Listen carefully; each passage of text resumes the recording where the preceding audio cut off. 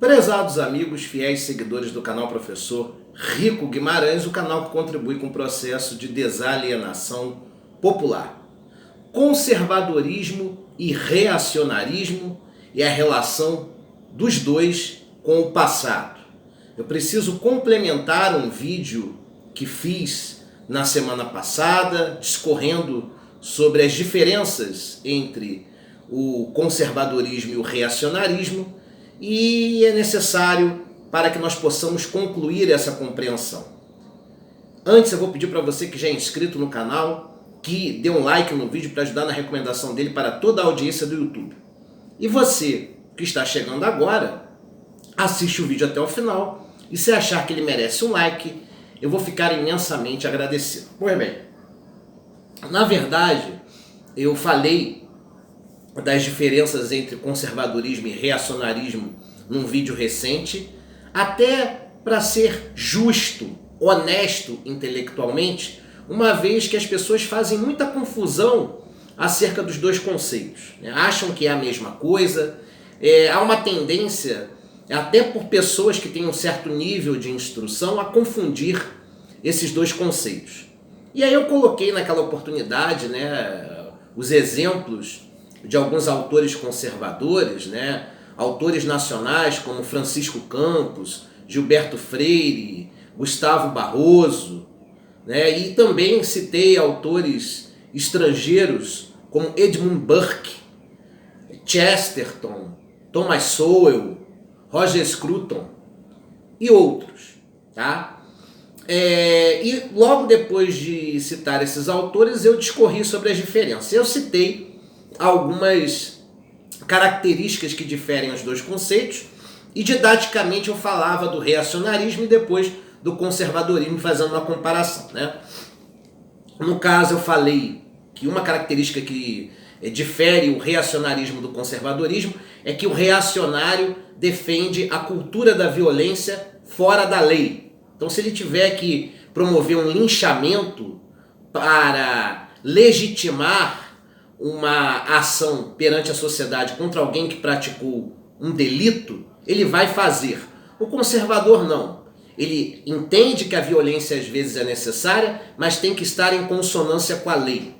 Tá? E mesmo que ele discorde de uma norma, ou seja, por mais que ele ache que uma lei ela é frouxa ou ela não educa determinado criminoso, enquanto ela estiver em vigor, o conservador vai respeitá-la usando do seu direito da crítica.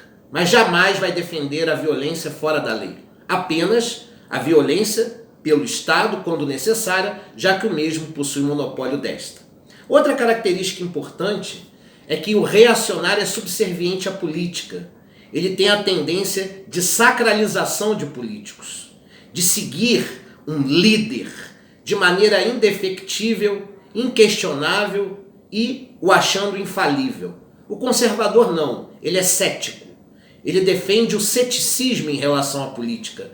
E quando confia o voto em um político, muitas vezes o faz por redução de danos, quando outro candidato é considerado pior do que aquele. E muitas vezes, quando não tem solução, o conservador vota em alguém para fazer oposição depois. Outra característica importante é que o reacionário ele é individualista. Ele cultua o individualismo. Ele pensa primeiro em resolver os seus interesses em detrimento dos interesses dos outros, ou seja, do coletivo.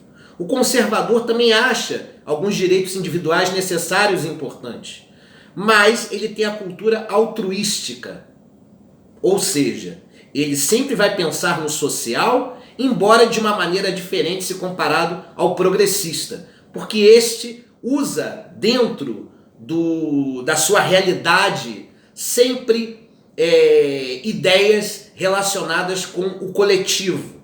Ou seja, o progressista ele é coletivista, embora também defenda direitos individuais.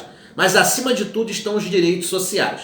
Para o conservador não, tanto direitos individuais quanto sociais são importantes na mesma medida, e o social para ele é muito mais no sentido de dar atenção a uma causa social, mas não estabelecer uma tutela jurídica acerca de determinado ponto que envolve os marginalizados da sociedade, por exemplo.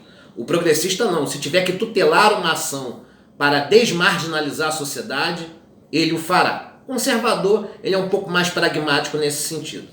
Agora, outro ponto importante que eu destaquei naquele vídeo, o reacionarismo é um comportamento, tá? É um caminho ideológico.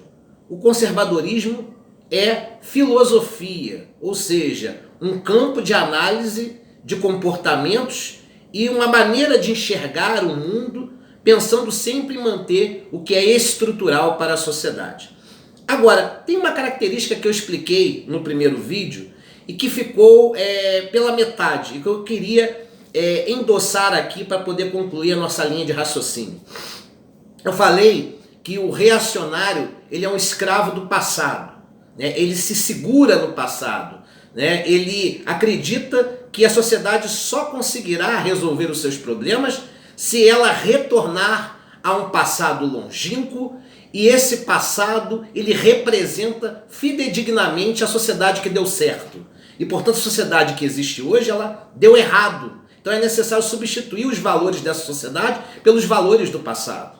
Então ele quer resgatar integralmente o passado, por mais utópico que isso possa parecer.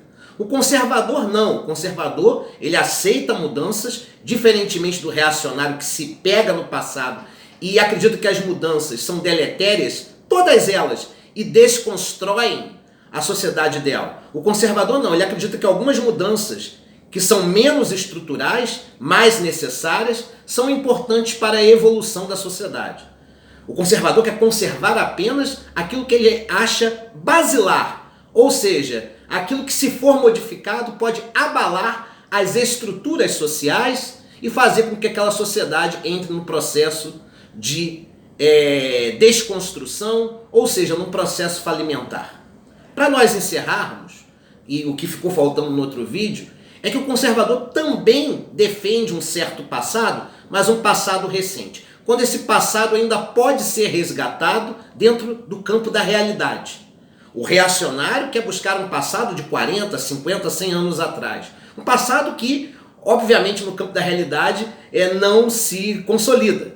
O conservador não. Se foi uma mudança que aconteceu recentemente, e se ele acha que essa mudança foi deletéria, ou seja, maléfica, e abala as estruturas sociais, ele vai lutar para recuperar essa realidade. Então o conservador também defende um passado, mas defende um passado recente, um passado que ainda tem a chance de ser modificado. Isso não quer dizer que o conservador, dentro da sua tradição, ele não reconheça que o passado longínquo tem valores importantes dos quais, nostalgicamente, ele segue, ele reverencia.